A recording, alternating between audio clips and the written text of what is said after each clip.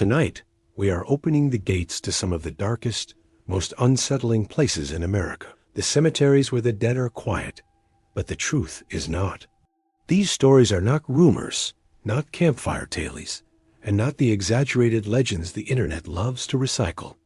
They are documented, verified, and rooted in old county files, forensic archives, genealogical traces, and years of buried evidence that was never meant to surface.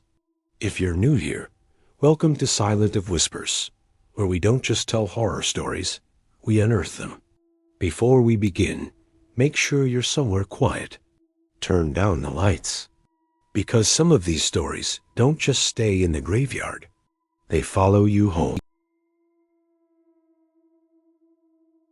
Jonathan Cartwright had managed to avoid cemeteries for most of his adult life, not out of superstition, not out of fear of ghosts or shadows or anything supernatural. His avoidance was rooted in something far simpler and far more human: memory. He had spent too many nights as a child listening to the slow, painful decline of his grandmother, the oxygen machine sighing through the dark, hospice nurses whispering, the sound of death stretching out over months. He had been 10 years old when he last stood inside a graveyard, clutching a flower he didn't understand the meaning of, watching grown-ups pretend that grief was something solemn and manageable. The moment the service ended, he promised himself he would never go back. For 34 years, he kept that promise, until one Tuesday evening in October. Jonathan had left work late. His phone showed 6:18 p.m., and his daughter Emily's soccer practice ended at 6:30. Normally, the drive was predictable 10 minutes through residential streets, past a strip mall, left onto Birchwood Road, then straight to the school. But construction blocked the Birchwood intersection. Traffic crawled miserably. His GPS recalculated, offering a shorter route, one he'd sworn never to take, right through Hillside Cemetery, a sprawling patch of land older than the surrounding town by at least a century. Black iron gates, twisting oaks, and headstones that leaned like tired teeth in the soft dirt. Hillside Cemetery stretched across 30 acres and sat squarely between Jonathan and his daughter. He checked the time again. 6:23.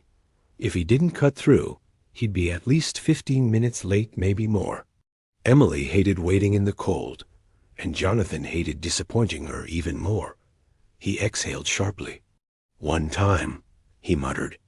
"Just this once." He turned into the cemetery. The path through the dead, Hillside Cemetery was quiet in a suffocating way, a kind of silence that seemed to thicken the air. The sun hovered low behind a bank of clouds, painting the cemetery in fading gold. The narrow asphalt lane wound between rows of graves, some old and cracked with age, others newer with polished marble, shining against the dusk. He kept his eyes forward. Just a road, just a shortcut, just laughter. Soft, high-pitched, close. Jonathan's foot hit the brake instinctively. His car rolled to a stop in the middle of the path. He turned down the radio. Nothing. Then there it was again. A child's giggle. Not distant. Not muffled. Not echoing from a house beyond the fence. It came from inside the cemetery. Jonathan sat frozen, staring through the windshield. Maybe someone was visiting a grave. Maybe a family was taking photos. Maybe another laugh, closer. The skin on his arms prickled. He leaned out the window, listening, breath held tight in his chest. Silence. "Okay," he whispered. "It's nothing. Just go." He moved to shift his car into drive, and the laughter rang out again. Behind him this time. Jonathan's heart hammered. He shifted into reverse, checked the rearview mirror. Nothing. Just rows of stone markers stretching into the dusk. He forced himself to breathe. Children sometimes played near cemeteries. Sound traveled strangely. That was all. He pressed the accelerator. The wrong turn, the road forked ahead. Jonathan took the left path, thinking it led toward the exit. But the asphalt wound deeper into the cemetery, bending between older graves. The trees grew thicker, shadows heavier, daylight fading faster than seemed natural. His GPS map glitched, spinning in place before freezing completely. The laughter came again, this time from the right side of the car. Happy, energetic, impossible. Jonathan gripped the wheel until his knuckles whitened. "Not funny," he whispered, though he wasn't joking. He tried to turn around, but the path had narrowed, bordered by stones and a small drop-off into a sloping section of graves. He would have to keep going until he found a wider turn. The laughter followed, sometimes close, sometimes far, sometimes circling the car like a voice, chasing him from one side to the other. Jonathan's breath quickened. He knew what fear sounded like, real fear, childhood fear, but this was different. This felt like the world was listening to him, waiting for him, watching him. Finally, the road opened slightly near a small stone chapel built in the 1920s. He pulled over, chest tight. He needed a moment, just one moment to calm down. As soon as he opened the door, he regretted it. The air outside was colder than it should have been for October sharp, wet, the kind of cold that clung to bones. His breath fogged in front of him. He listened. Nothing. Only the whisper of leaves in the breeze. Relief flooded him. Until a single giggle drifted from behind the chapel. Jonathan jerked around. "Hello?" he called, voice cracking. "Is someone here?" Silence. He forced himself forward, walking slowly around the building. The shadows were thick. Graves clustered tightly on the slope behind the chapel, small and cramped, markers barely a foot high. Toys sat atop some plastic cars, small stuffed animals, faded ribbons. His stomach dropped. He didn't need to read the inscriptions to know.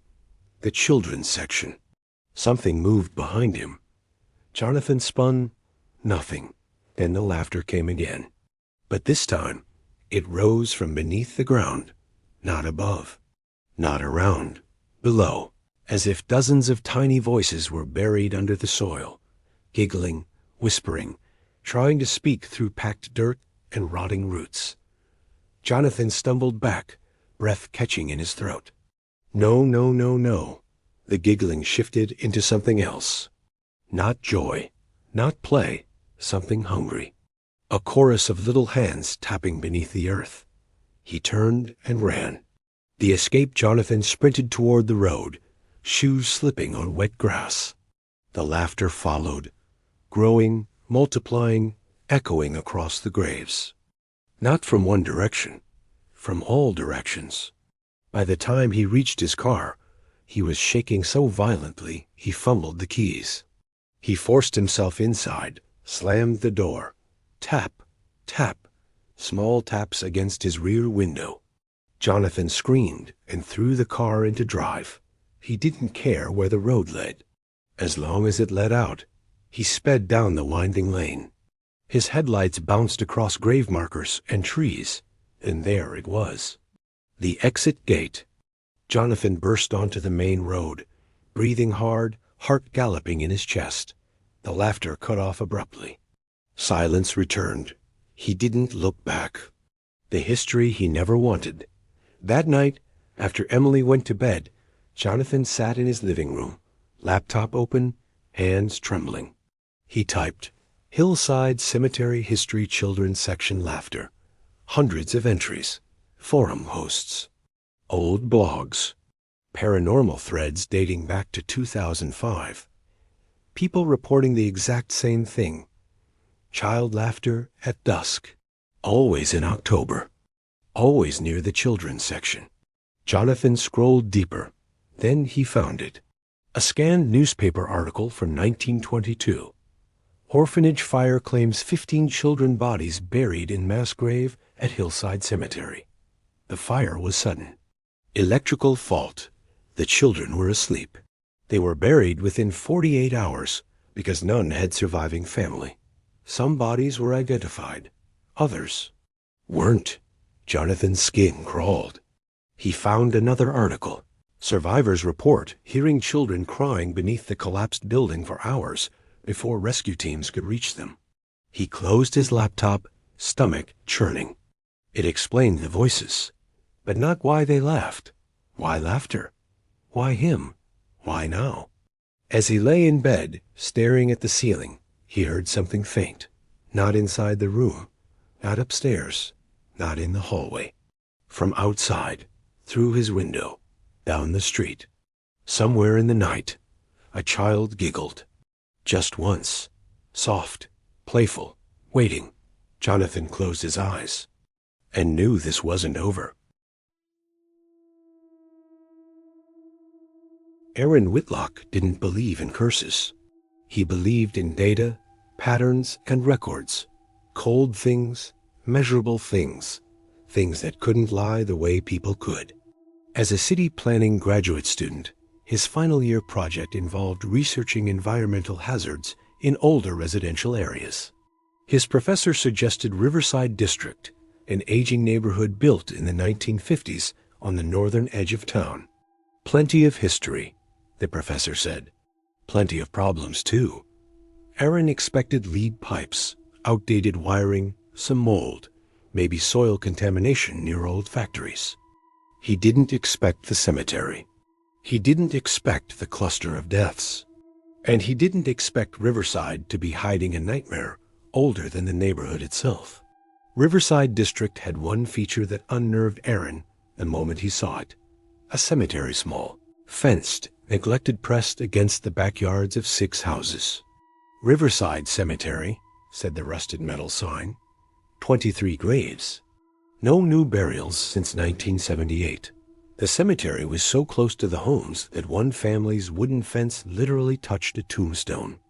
Aaron snapped pictures for his report, but didn't think much of it until he met a resident named Lydia Harrow, a woman in her late 60s with sharp eyes and stiff posture.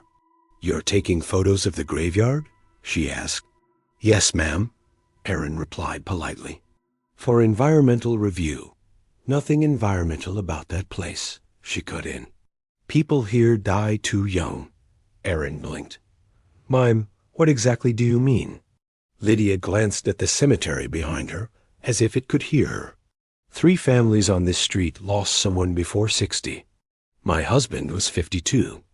The Browns lost their daughter only 26. She stepped closer.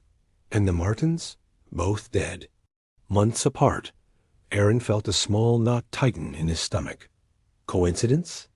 Maybe, but he had learned that coincidences in clusters usually meant something else. "Did the city ever investigate?" Aaron asked. "They tried," Lydia said, "but nothing stuck. People got scared. People got quiet. Then the investigators stopped coming." Something in her tone made the hair on the back of Aaron's neck lift. "Do you think it's the cemetery?" she asked. She didn't pause. "I think the ground here remembers things it shouldn't." Over the next week, Aaron knocked on doors in Riverside District. Some people talked. Some shut the door with trembling hands. He made a list. 11 premature deaths within 400 feet of the cemetery. Heart attacks, respiratory failures, sudden neurological collapses, a strange cancer in a 29-year-old teacher. Aaron cross-referenced public records, medical examiner reports, and hundreds of scanned death certificates. Then he found something odd. 10 of the 11 individuals were buried in Riverside Cemetery. Aaron frowned hard at his notes. "It's too small a data pool," he muttered. Probably coincidence, but something gnawed at him. 10 out of 11 wasn't coincidence. It was intentional or contaminated. Or both. He needed to see the cemetery up close.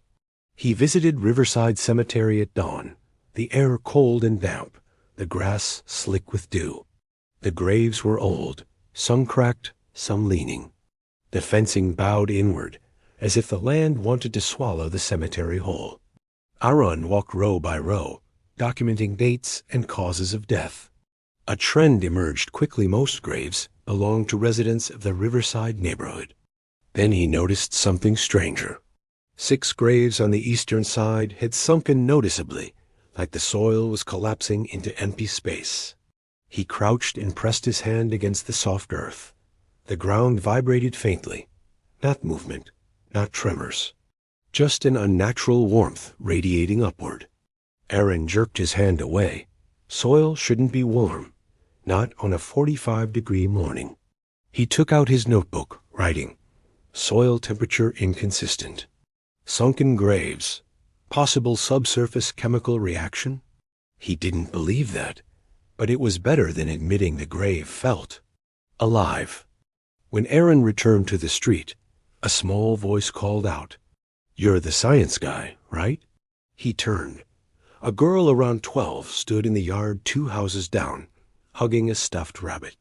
Her name was Maisie Brown, a sister of the young woman who died at 26. Aaron knelt so he wasn't towering over her. "I'm just studying the area," he said gently. "Do your parents know you're out here?" She nodded, then leaned closer. "My sister said the people in the cemetery talked to her." Aaron blinked slowly. "Talked? How?" Maisie shrugged. "Sometimes at night she'd sit in her room and whisper to someone. She'd say, 'They're calling again,' and Mom told her to stop." A chill ran up Aaron's spine.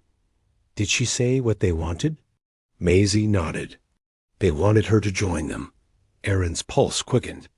Before he could ask more, Maisie's mother rushed outside, panic on her face. "Maisie, get inside now." Maisie obeyed quickly, leaving Aaron alone on the sidewalk. The mother stared at him, expression torn between fear and exhaustion. "You need to leave," she whispered. "Please." Aaron opened his mouth to speak, but she cut him off. "This place. It isn't safe for people who ask questions." She turned and hurried inside, locking the door. Aaron stood frozen. This wasn't environmental. This was psychological. Or supernatural. Or something in between. Either way, it was killing people. That night, Aaron returned home and dove into historical archives. Riverside District was built in 1951. Riverside Cemetery was established in 1932, but the land itself, this small patch of soil trapped between houses, had a history older than the town. He found a municipal document, site of former quarantine pit, 1911. Aaron's heart jumped. Quarantine pit. He dug deeper. A scathing article from 1912 described a deadly outbreak that swept through a workers' camp. Neurological collapse, violent choking, skin discoloration, mass panic. 22 bodies were buried in haste. No markers, no records. Just a pit filled with victims of an illness nobody could identify. Aaron sat back, blood cold. Riverside Cemetery wasn't built on old farmland. It was built on a mass grave. A forgotten pit, a forgotten disease, a forgotten tragedy. And the symptoms matched recent deaths. Exactly. Aaron returned to Riverside Cemetery the following night, against every instinct screaming at him to stop. The air was warmer than normal. Too warm. He stepped carefully between the graves, recorder running. "Day 12, he whispered. "Soil temperature anomaly persists." Investigating eastern side. The ground shuddered beneath his feet. A deep, slow groan rose through the earth, like the land itself was exhaling. Aaron froze. No wind, no trucks nearby, no machinery. Just the soil breathing. Then something worse happened. The sunken graves began to shift. Not collapse, shift. As if something beneath was pushing upward. Aaron staggered back, heart slamming against his ribs. The largest grave bulged, dirt rising like a slow-moving bubble. Then the earth cracked. A dark, tar-like substance seeped through the split soil. Aaron gagged at the smell, chemical and sour, like rotting meat mixed with gasoline. He stumbled away, gasping for clean air. His recorder captured everything. The crack, the bubbling earth, and something else. A voice, soft, wet, whispering from below. Not words, not language, just calling. The next morning, Aaron tried to present his findings to the City Environmental Board. He showed his temperature readings, his topographical scans, the historical documents, the recordings. The board members listened with poker faces, exchanging glances. When he finished, the chairman cleared his throat.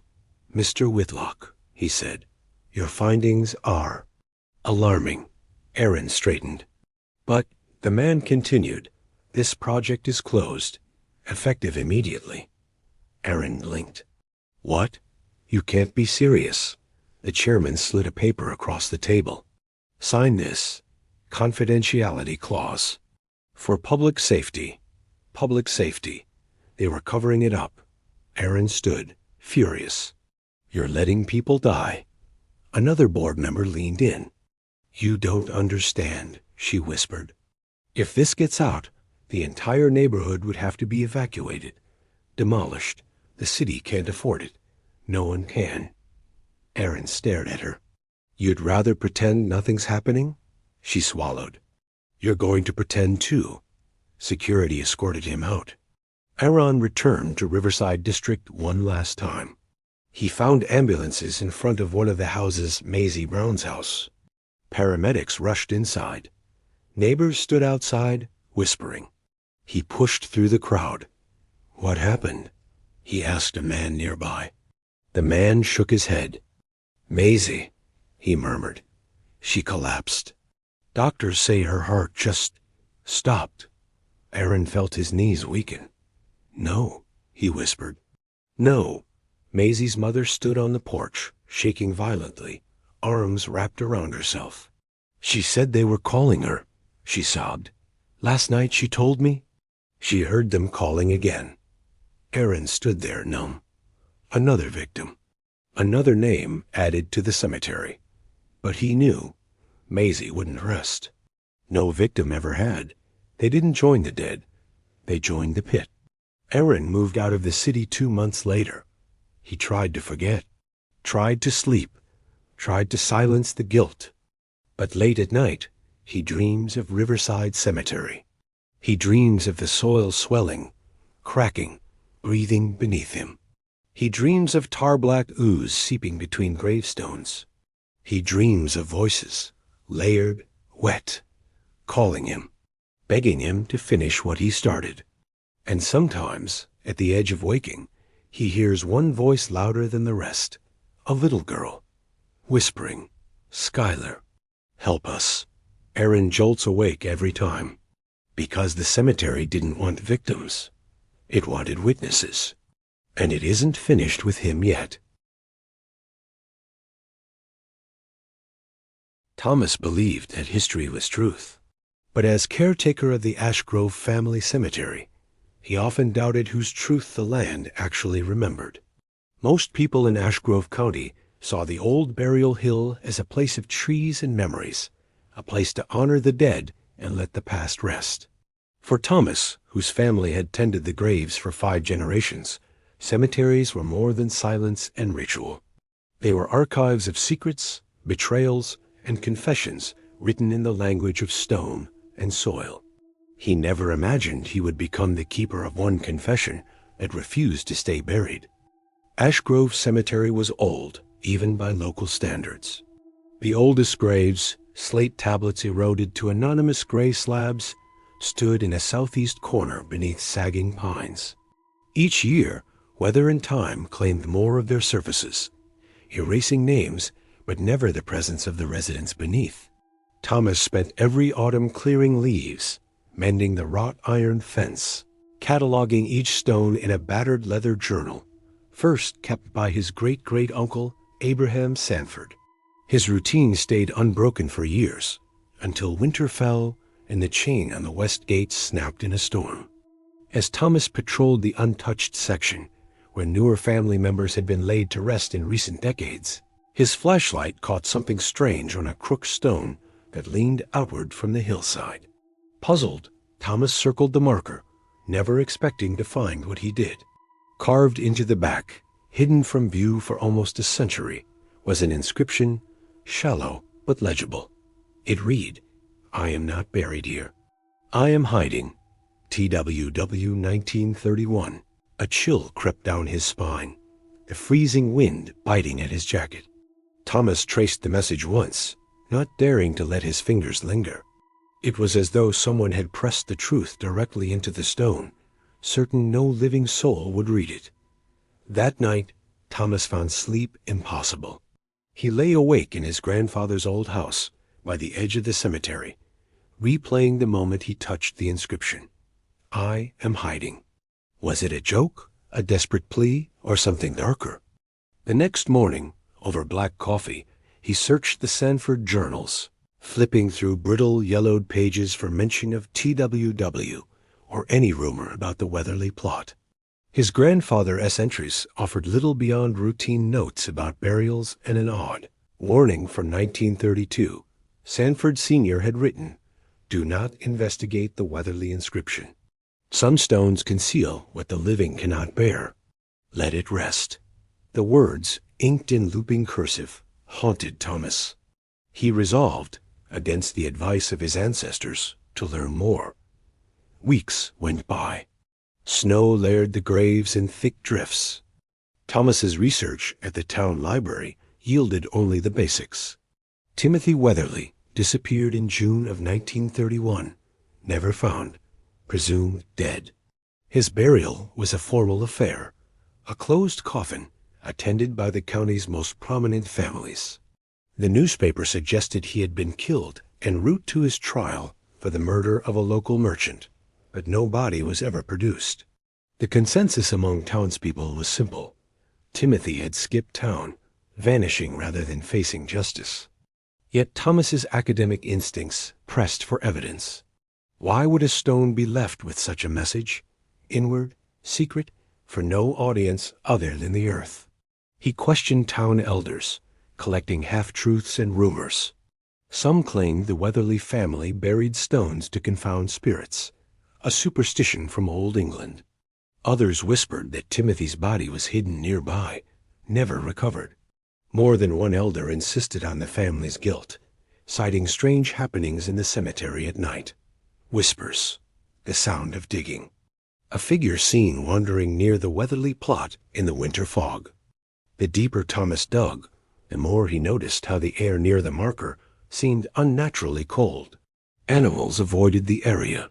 Grass grew in patchy tufts, and strange formless indentations sometimes appeared in the snow, as if something pressed upward from below in the dead of night. Thomas began a routine patrol, circling the Weatherly plot every night, sometimes in mist, sometimes beneath a sky thick with stars. Each time he felt watched by the dead, or perhaps by some remnant of the confession stone's restless spirit. Historians in the county courthouse let Thomas review sealed property records from 1931. There he found astonishing detail, unread by most. Timothy Weatherly had not only been a suspect in the merchant's murder, but also a whistleblower who had threatened to reveal a smuggling ring run by leading figures in the county. His disappearance predated the discovery of 2 other men found upriver, both rumored to have died from running their mouths. The Weatherly letter, reportedly penned from jail, was never released, sealed in evidence. The case, officially solved, was quietly forgotten. As winter turned to spring, Thomas spoke with Hazel, an old friend who studied regional folklore and haunted places. Hazel listened as Thomas recounted what he had found: the confession, the strange events by the grave, the patterns of death and silence surrounding the Weatherly name. She suggested that Thomas record everything down to the smallest detail as a way of separating fact from suggestion. Together, the two began recording sounds near the plot, especially at night. The first week, all was still. Wind, branches creaking, snow melting. The second week they captured faint tapping, distant footsteps, and once the distinct sound of low male laughter. Hazel grew uneasy, reluctant to continue after her recorder picked up her own name, spoken softly in the dark. Though no one else was present, tension in Thomas's life mounted. In town, people grew wary of his questions. Someone left a dead crow on his porch, a note tucked under its wing. Dead men tell no tales, nor caretakers. The local historical board discouraged further probing of the Weatherly records. Undaunted, Thomas continued, convinced that history demanded truth, even if no one in the living community cared to hear it. He contacted a forensic geologist from the university who agreed to test the soil around the Weatherly plot for signs of tampering. The report revealed traces of disturbed ground as recently as the 1980s, but nothing deeper. No evidence of a recent clandestine burial. A ground-penetrating radar survey hinted at a hollow beneath the grave, a small rectangular void that did not match any official records. It could be an old vault. Or it could be nothing. Thomas resolved to wait until the anniversary of the disappearance to see if anything returned. On the 89th anniversary of Timothy's vanishing, Thomas held vigil at the Weatherly Stone, surrounded by flickering lanterns, the night air thick with coming rain. Midnight passed, heavy and expectant. At 2 hours past midnight, Thomas heard the unmistakable crunch of footsteps on gravel. A shadow detached itself from the gloom, lingering near the confession stone. Heart thundering, Thomas called out for the visitor to show himself, voice echoing among the stones. A figure materialized, a man of indistinct features, built like the Weatherly men in the old portraits. He appeared both there and not there, the outline of longing and regret woven through rain and half-light. The man nodded at Thomas, then knelt before the stone, pressing his forehead to the earth. With a shudder of cold wind whipping through the trees, carrying words not written, but nonetheless inscribed, "Do not forget me. Not all who are accused are guilty." Light dawned through clouds. The apparition faded, and Thomas found the grass pressed flat where the figure had knelt, moistened with tears or rain or both. He pressed his palm to the stone, swearing to record the story, no matter the cost. In the months that followed, Thomas published his research and his journals in the county paper. Though some dismissed it as fancy, others came forward, descendants, neighbors, secret witnesses, ready to tell their family tales. Several long-lost letters emerged confirming Timothy Weatherly's innocence. He had been set up, marked for death, and buried in silence because powerful men believed some truths should stay hidden forever. The confession stone stood as a mark of that injustice. Thomas' writing changed how locals viewed the cemetery, a place not just of endings, but of questions demanding answers. Visitors made pilgrimages to the Weatherly plot, leaving flowers, feathers, and handwritten notes. A teacher brought his class to learn that sometimes history must be brave enough to speak for the voiceless. Thomas, watcher on the hill, became a legend in his own right. Some said he talked to the ghosts, others that he had inherited old curses. He aged but never lost the habit of patrolling by lantern, keeping vigil for the restless or the wrongly accused. The confession stone, scarred by weather and time, remained upright, its message fading only as the truth took root in living memory. Near the stone each spring, wild violets blossomed where no hand had planted them, their petals a secret signal between the living and the hidden. Thomas believed it was Timothy's way of saying thank you, a final confession of hope beneath the weight of rooted earth. And so the Ash Grove Cemetery endured, carrying its stories forward so that no grave, no secret, and no wronged name would ever be buried in silence again. Schuyler Dunn had always been fascinated by old cemeteries, not because of ghosts or legends, but because of the history carved into stone. He was a journalism student with a stubborn curiosity for anything buried, forgotten, or half-whispered in small towns. So when his professor assigned a semester-long project on local myths that won't die, Schuyler knew exactly where to go. Elderwood Cemetery, a place locals avoided, a place teenagers dared each other to touch at midnight, a place with a grave that didn't follow the rules. He didn't believe in curses, or witches, or anything supernatural. But Elderwood Cemetery would change that. There were two parts to Elderwood. The first was what most visitors saw: neat rows of graves, polished marble markers, American flags for veterans, trimmed grass. The second was hidden behind a line of ancient oaks whose branches twisted like arthritic fingers. Beyond them lay the old section, abandoned since the early 1900s. No caretakers mowed there.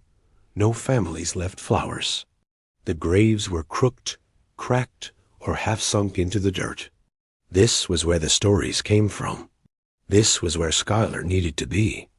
He carried a notebook, a digital recorder, and a camera. It was a cool November afternoon, the sky a flat gray, the air crisp with the smell of dried leaves.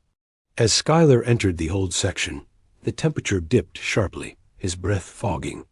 He paused. The silence there was thick, so complete it felt intentional. Schuyler clicked the recorder on. Journal entry, day 1, Elderwood Cemetery. Investigating the... He stopped mid-sentence. Ahead, half hidden by weeds, stood the grave he'd heard about from half a dozen locals. The grave with the reversed skull. The gravestone was taller than the others, almost 4 feet, and carved from dark stone that had resisted most weathering. But what set it apart was the carving near the top. A skull, but not upright. It was upside down. Jaw pointing skyward, eye sockets facing the earth. Schuyler stepped closer, heart beating faster, not from fear, but from fascination. An inverted skull wasn't a common symbol.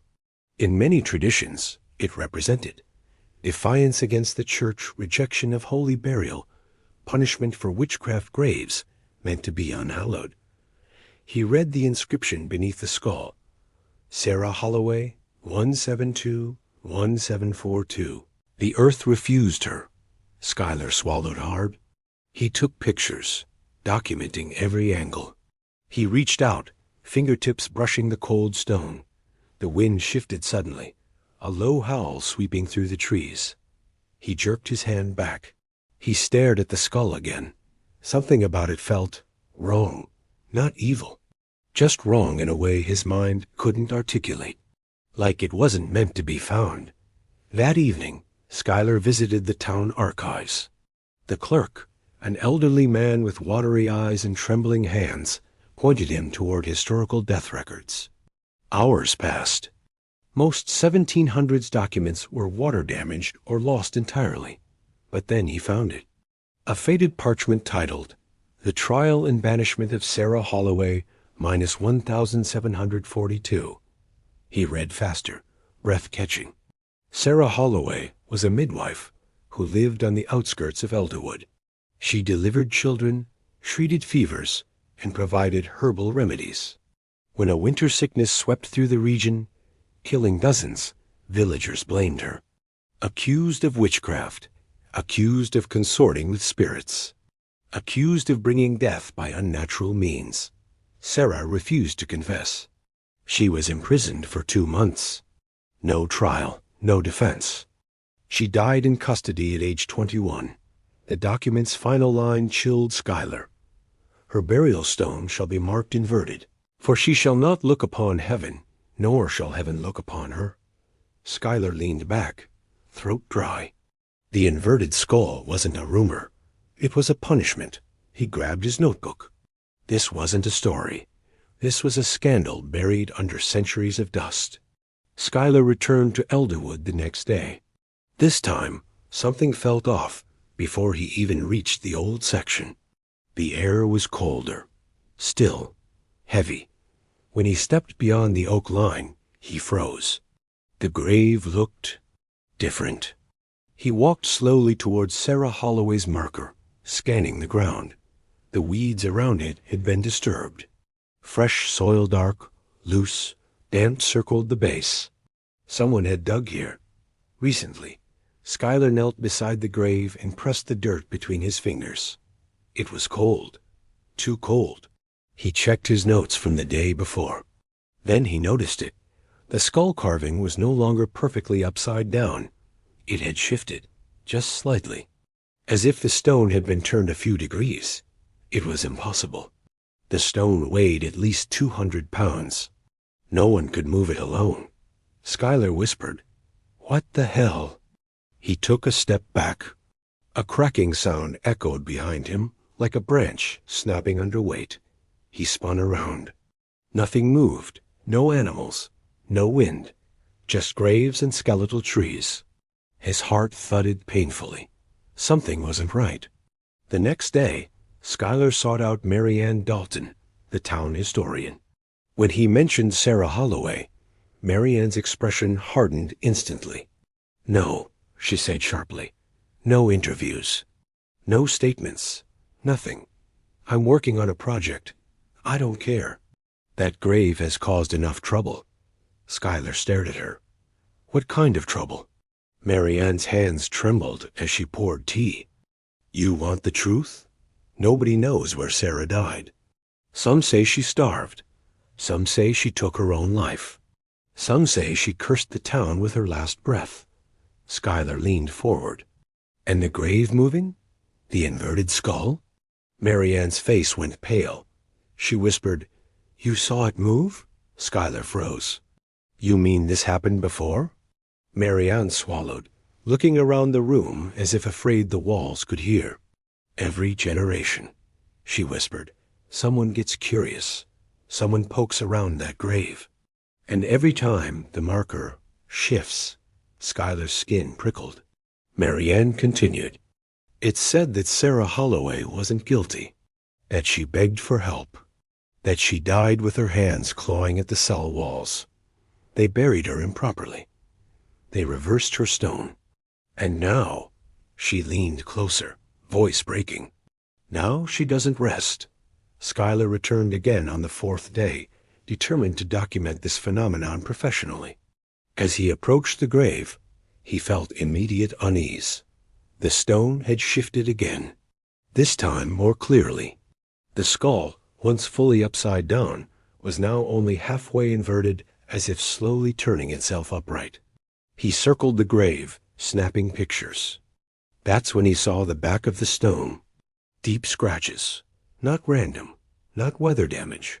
Lines. Long vertical lines. As if scraped by fingers. Schuyler stepped back, heart thundering. This was no joke. No vandal. No natural erosion. These marks were deliberate. He turned on his recorder.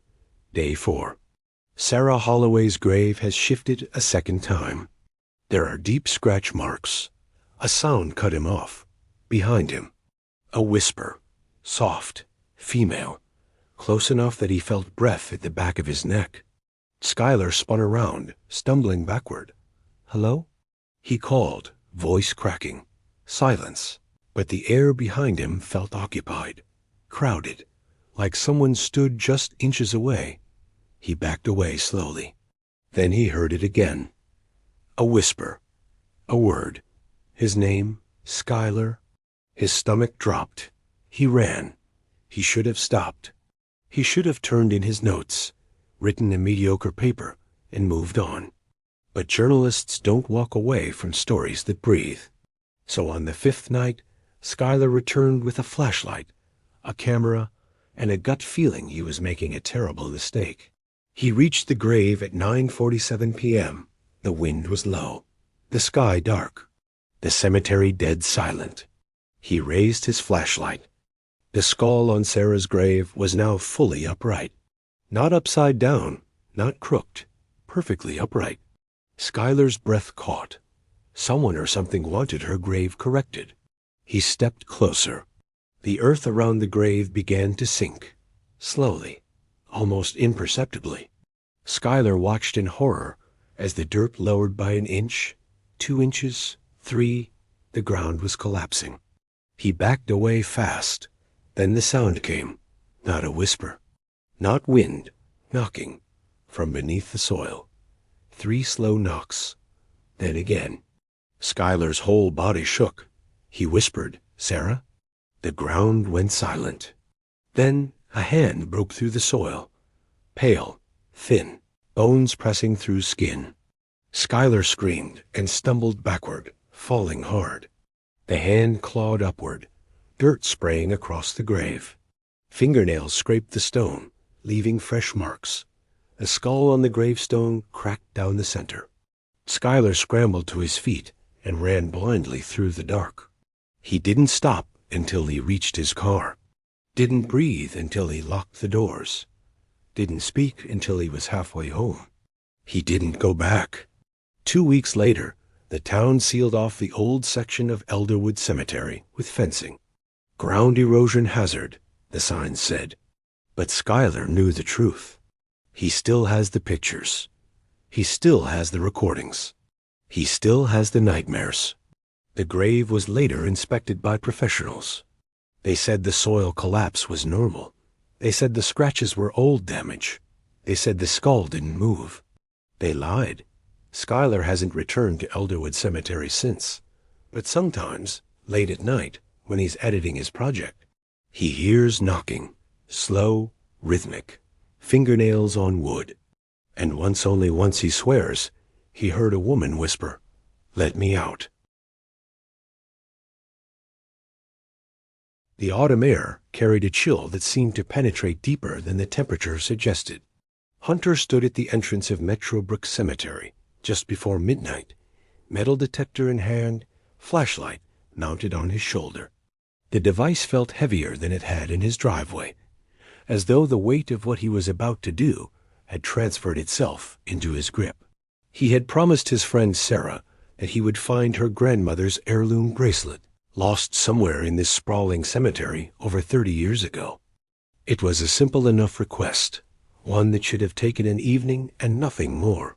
Hunter did not know then that this night would unearth something far more valuable and far more terrible than any family keepsake.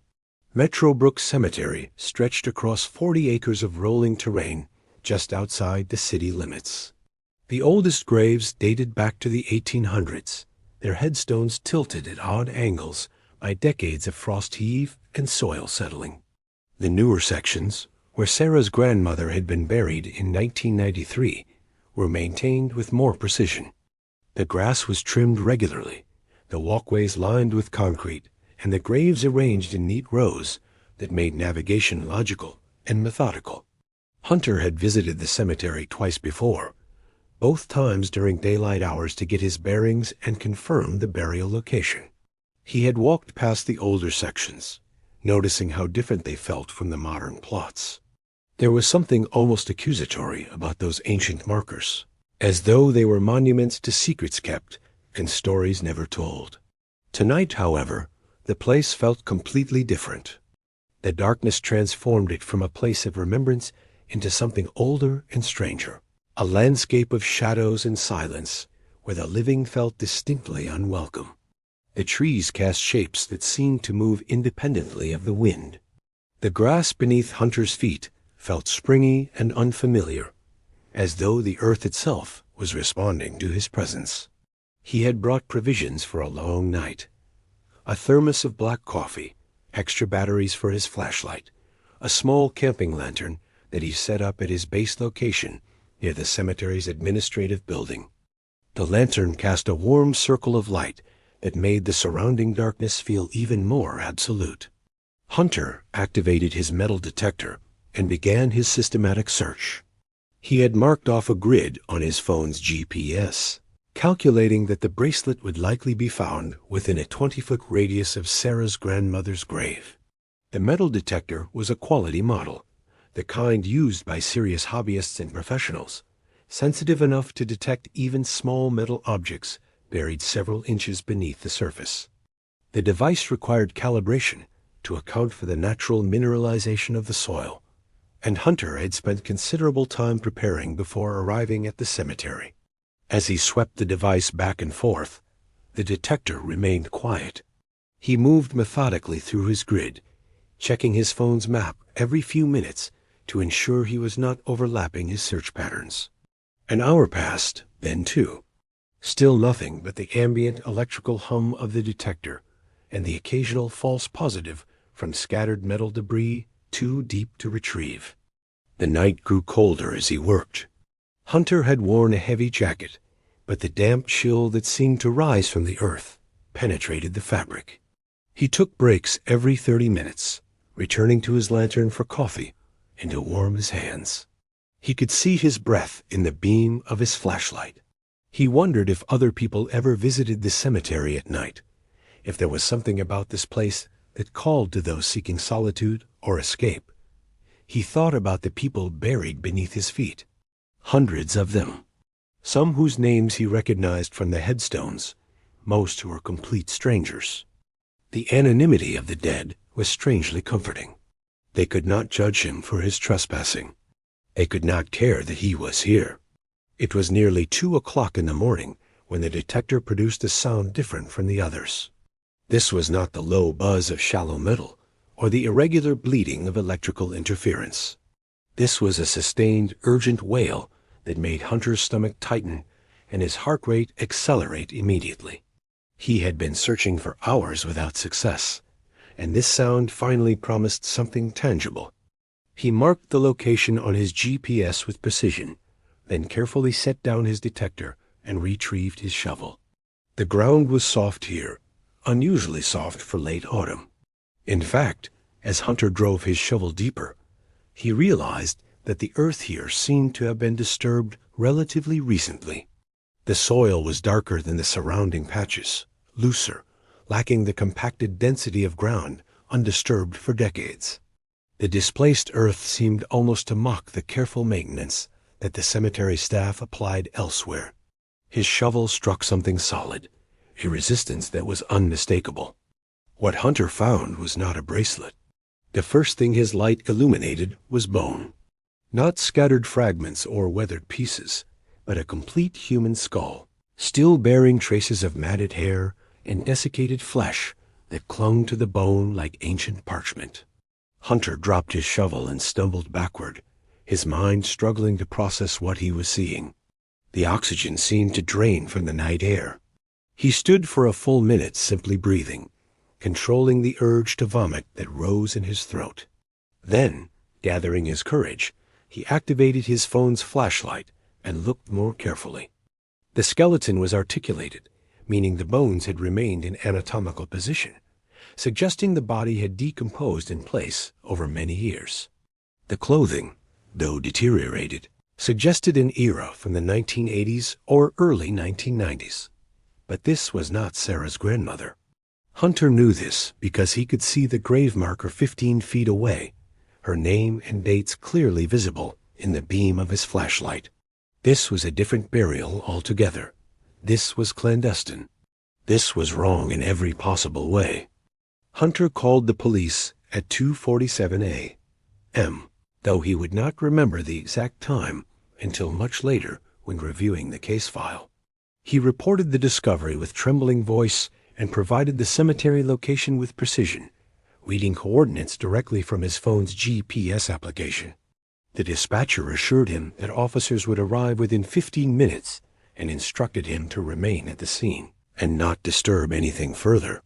Hunter put down his phone and sat on the ground near his metal detector, keeping his distance from the shallow grave. He felt a profound sense of exposure, as though by uncovering the grave he had exposed himself to something ancient and hostile. He sat there in silence for what felt like hours, watching the grave, half expecting something impossible to happen. The next 4 hours were among the longest of his life. Police arrived first, 2 officers in a patrol car, who secured the scene with yellow tape and cordoned off a perimeter. Then came the forensic specialists in a white van, unloading equipment and cameras with methodical efficiency. Photographs were taken from multiple angles. Evidence was collected in labeled bags. The soil was carefully screened to recover any artifacts or fragments. The skeleton was photographed in situ before being carefully excavated and placed in a body bag. Hunter watched from a distance, separated from the grave by the yellow tape barrier. He gave his initial statement to a detective, describing what had happened and why he was searching the cemetery at night. The dental records of the skeleton were pulled and cross-referenced by morning. The identity emerged within 6 hours of police involvement. The remains belonged to a man named Marcus Chun, reported missing in 1989. He had been a patient at a private medical facility located adjacent to Metrobrook Cemetery, a psychiatric hospital that had operated since the 1960s and had closed in 2001. According to official records, Marcus Chun had died at the facility and been properly buried in Metrobrook's medical section with appropriate documentation and death certificates filed with the county. Except those records were false. Marcus Chun was buried not in the medical section, which was carefully maintained and monitored by administrators, but in the older sections of the cemetery, in an unmarked grave located deliberately in the middle of a family burial plot, obscured by the legitimate graves surrounding it. The investigation that followed revealed much about institutional corruption and deliberate deception. The groundskeeper at Metrobrook during that period, a man named Joseph Hartwick, had maintained his position for 32 years, serving under 4 different cemetery directors. When confronted with the evidence during an interrogation that lasted 16 hours, Hartwick initially denied everything. But the forensic evidence was overwhelming and incontrovertible. The shovel marks around Marcus Chun's grave matched shovels kept in the groundskeeper shed, the patterns and dimensions identical under expert analysis. Soil samples from the grave matched the earth displaced by Hartwick's tools, the mineral composition and clay content providing definitive confirmation. Most damning of all, medical records from the psychiatric hospital revealed that Marcus Chun had been reported as alive by hospital staff for 3 months after his actual death. During those months, his family had received forged correspondence indicating their son was improving. They had even been sent a fabricated photograph of him attending an art therapy session. The truth was more sinister than anyone anticipated. Marcus Chun had been murdered at the hospital, his body disposed of rather than processed through official channels. The details of how and why remain officially classified, sealed by court order at the federal level. Joseph Hartwick had accessed the hospital morgue, using his connections as the longtime groundskeeper, a position that gave him unusual privileges and access to the facility's operations. He had moved the body from the hospital morgue and buried it in Metrobrook Cemetery in the middle of the night, using his master keys and knowledge of the grounds to avoid detection. For 3 decades, he had maintained that grave, raking over it carefully, replanting grass seed, ensuring nothing drew attention from the cemetery's visitors or administrators. The forged documentation and false reports from the hospital staff suggested a conspiracy larger than one man, involving multiple people within the institution's hierarchy. But Hartwick never named his accomplices. He died in prison in 2019 at 74 years old, taking whatever else he knew to his grave. His death felt like closure to some, but to investigators it felt like the completion of a cover-up that had begun decades before. Hunter never did find Sarah's grandmother's bracelet. He stopped searching after Marcus Chun's remains were recovered and the investigation began. The metal detector was put away in his garage, never to be used again. When Hunter thinks about that night, which he does frequently, though he prefers not to discuss it, he wonders about the implications of what he discovered. If he had searched in a slightly different location, if he had chosen a different night, if Sarah had not asked him for help, would Marcus Chun still be unidentified?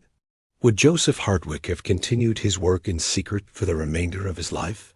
How many other unmarked graves might exist in Metrobrook Cemetery and other cemeteries, hidden beneath the grass and carefully tended flower beds?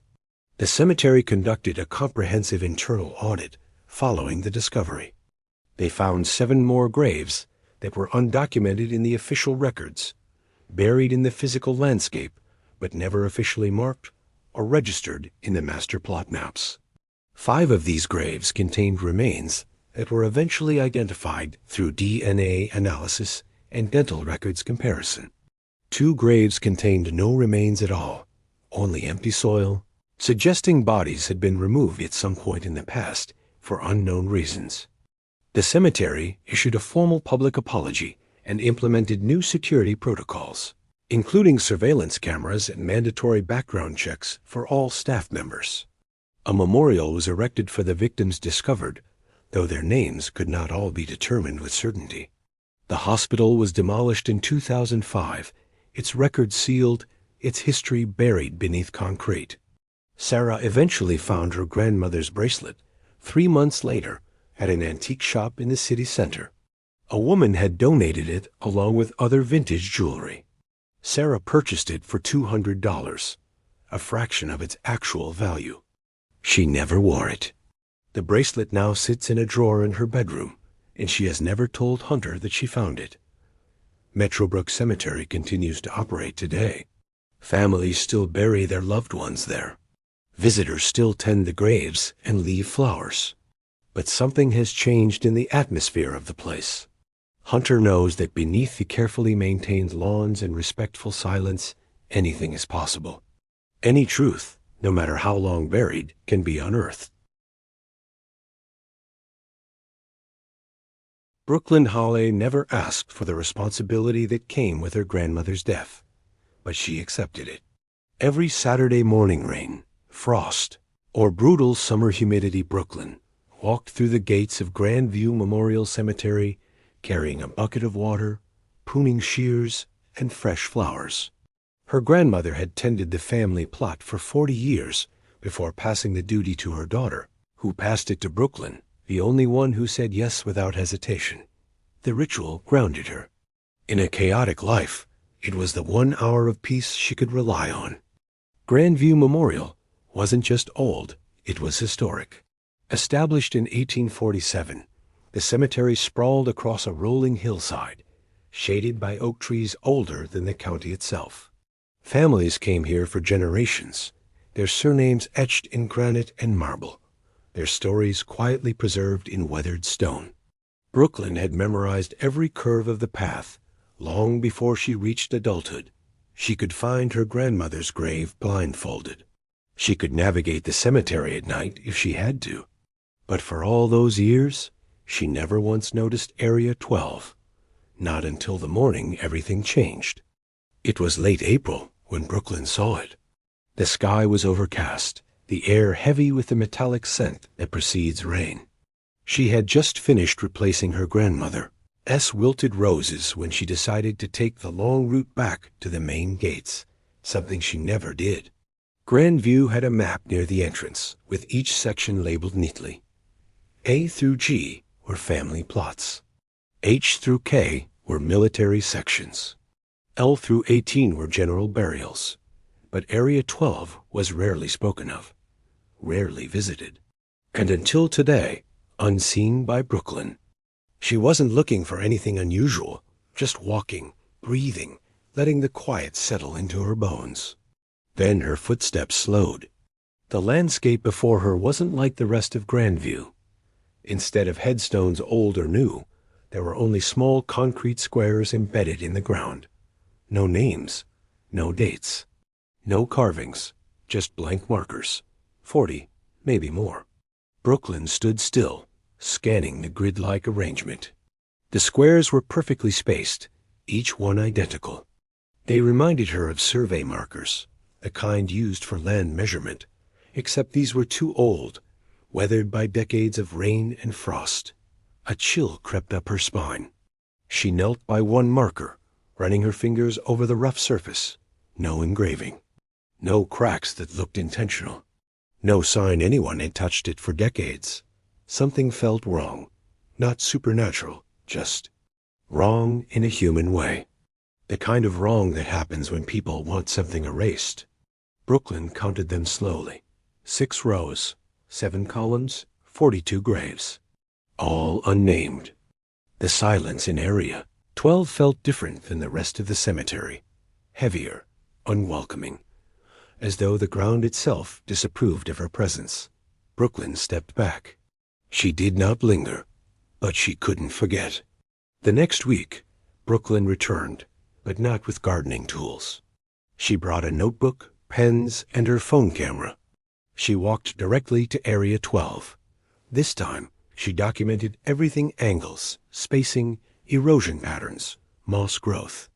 2 hours passed before she heard the crunch of gravel behind her. It was Frank, the cemetery's longest-serving groundskeeper. He was in his late 60s, stooped and serious. A man who knew every inch of Grand View. "Brooklyn," he called, voice tight. "You've wandered off route." She approached him, notebook tucked under her arm. "Frank, what is Area 12? His jaw clenched. His eyes flicked to the concrete squares and quickly away. "Just an old section," he said curtly. "Nothing significant." "That's not an answer." He stepped closer, lowering his voice. "Some things in this cemetery are best left alone." Brooklyn swallowed. "That's not your call to make." Frank stared at her for a long moment, long enough for her to see something flicker behind his eyes. Something like fear. "Or guilt, Brooklyn." He whispered, "If you're smart, you'll forget you ever found this place." He walked away quickly, not looking back. It was the first time in her life Brooklyn felt unsafe in Grandview Memorial. Brooklyn wasn't the type to back down from a warning, especially one so deliberate.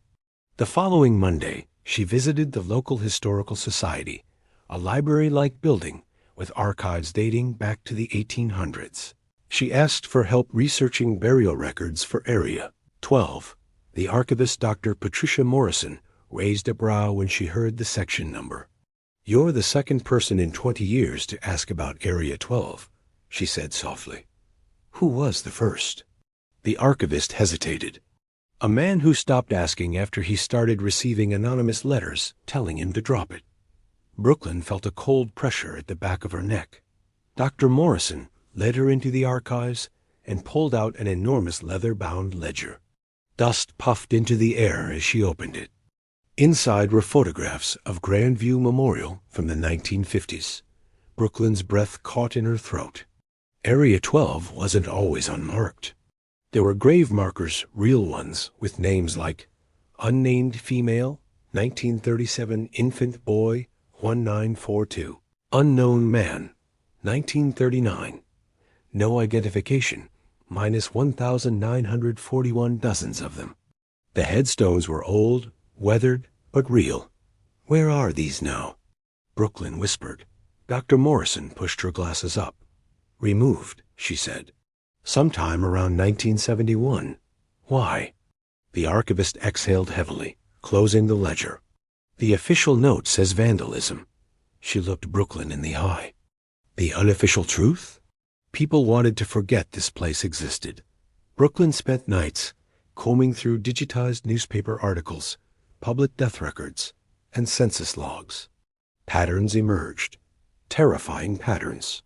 Between 1930 and 1965, 2 psychiatric hospitals, 1 county jail, and 1 poorhouse regularly sent bodies to Grandview Memorial for burial. Most were unclaimed, unidentified, unwanted.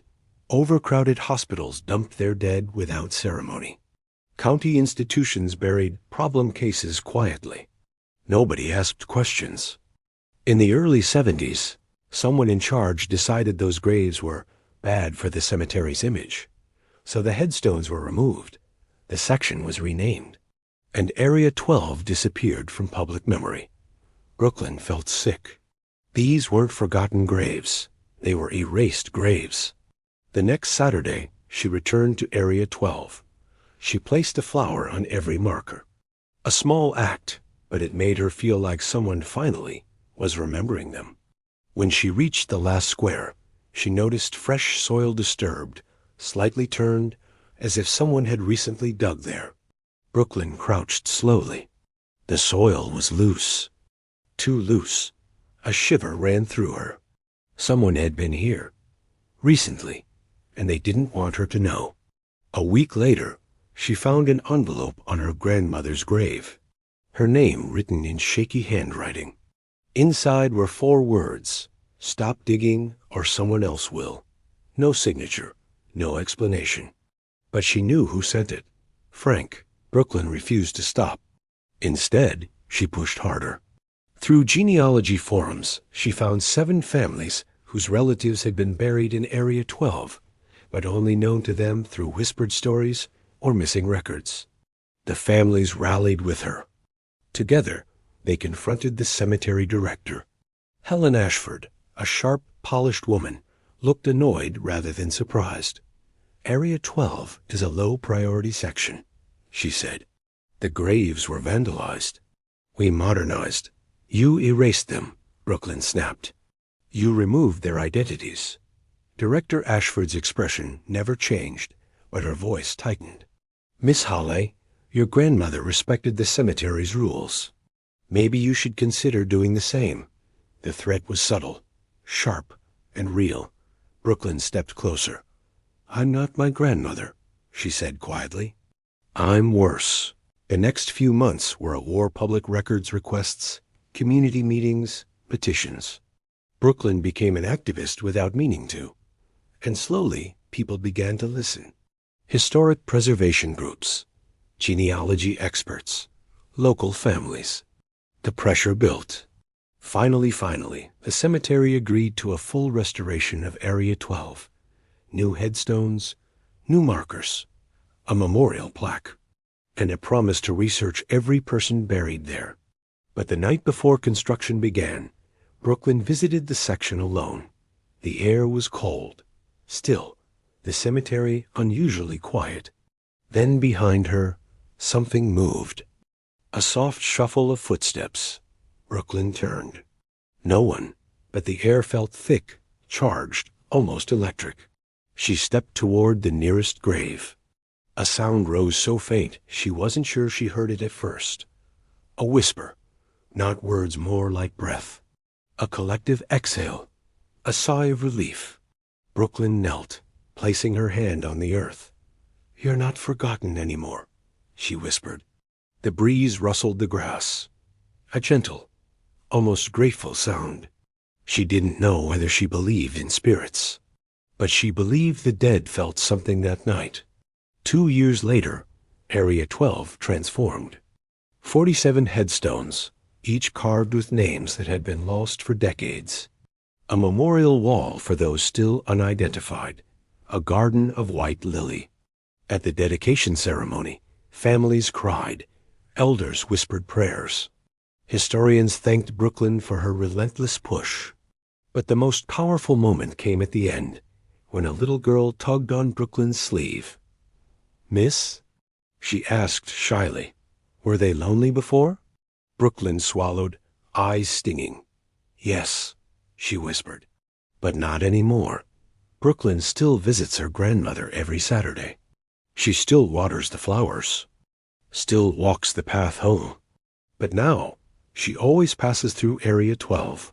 She stops at each stone, reading the names aloud, giving them the dignity they were denied in life. And every time she leaves, she feels the air grow lighter behind her, as if the ground itself finally rests easy. Unseen by Brooklyn. She wasn't looking for anything unusual, just walking, breathing, letting the quiet settle into her bones. Then her footsteps slowed. The landscape before her wasn't like the rest of Grandview. Instead of headstones old or new, there were only small concrete squares embedded in the ground. No names, no dates, no carvings, just blank markers. 40, maybe more. Brooklyn stood still, scanning the grid-like arrangement. The squares were perfectly spaced, each one identical. They reminded her of survey markers, the kind used for land measurement, except these were too old, weathered by decades of rain and frost. A chill crept up her spine. She knelt by one marker, running her fingers over the rough surface. No engraving. No cracks that looked intentional. No sign anyone had touched it for decades. Something felt wrong. Not supernatural, just wrong in a human way. The kind of wrong that happens when people want something erased. Brooklyn counted them slowly. 6 rows, 7 columns, 42 graves. All unnamed. The silence in Area 12 felt different than the rest of the cemetery. Heavier, unwelcoming. As though the ground itself disapproved of her presence. Brooklyn stepped back. She did not linger, but she couldn't forget. The next week, Brooklyn returned, but not with gardening tools. She brought a notebook, pens, and her phone camera. She walked directly to Area 12. This time, She documented everything: angles, spacing, erosion patterns, moss growth. 2 hours passed before she heard the crunch of gravel behind her. It was Frank, the cemetery's longest-serving groundskeeper. He was in his late 60s, stooped and serious. A man who knew every inch of Grand View. "Brooklyn," he called, voice tight. "You've wandered off route." She approached him, notebook tucked under her arm.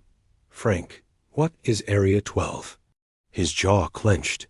His eyes flicked to the concrete squares and quickly away. "Just an old section," he said curtly. "Nothing significant." "That's not an answer." He stepped closer, lowering his voice. "Some things in this cemetery are best left alone." Brooklyn swallowed. "That's not your call to make." Frank stared at her for a long moment, long enough for her to see something flicker behind his eyes. Something like fear. "Or guilt, Brooklyn."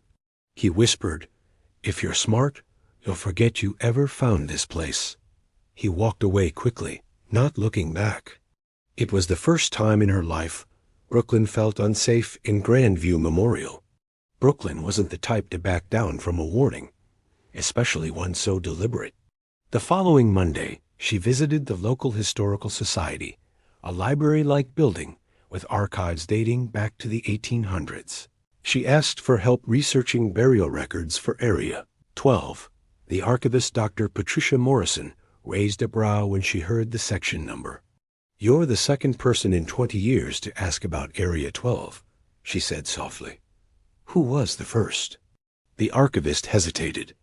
"A man who stopped asking after he started receiving anonymous letters telling him to drop it." Brooklyn felt a cold pressure at the back of her neck. Dr. Morrison led her into the archives and pulled out an enormous leather-bound ledger. Dust puffed into the air as she opened it. Inside were photographs of Grandview Memorial from the 1950s. Brooklyn's breath caught in her throat. Area 12 wasn't always unmarked. There were grave markers, real ones, with names like Unnamed Female, 1937 Infant Boy, 1942. Unknown Man, 1939. No identification, minus 1,941 dozens of them. The headstones were old, weathered, but real. "Where are these now?" Brooklyn whispered. Dr. Morrison pushed her glasses up. "Removed," she said. "Sometime around 1971. Why?" The archivist exhaled heavily, closing the ledger. "The official note says vandalism." She looked Brooklyn in the eye. "The unofficial truth?" People wanted to forget this place existed. Brooklyn spent nights combing through digitized newspaper articles, public death records, and census logs. Patterns emerged. Terrifying patterns. Between 1930 and 1965, 2 psychiatric hospitals, 1 county jail, and 1 poorhouse regularly sent bodies to Grandview Memorial for burial. Most were unclaimed, unidentified, unwanted. Overcrowded hospitals dumped their dead without ceremony. County institutions buried problem cases quietly. Nobody asked questions. In the early 70s, someone in charge decided those graves were bad for the cemetery's image. So the headstones were removed, the section was renamed, and Area 12 disappeared from public memory. Brooklyn felt sick. These weren't forgotten graves. They were erased graves. The next Saturday, she returned to Area 12. She placed a flower on every marker. A small act, but it made her feel like someone finally was remembering them. When she reached the last square, she noticed fresh soil, disturbed, slightly turned, as if someone had recently dug there.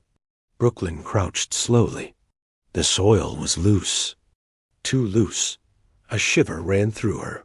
Someone had been here. Recently. And they didn't want her to know. A week later, she found an envelope on her grandmother's grave.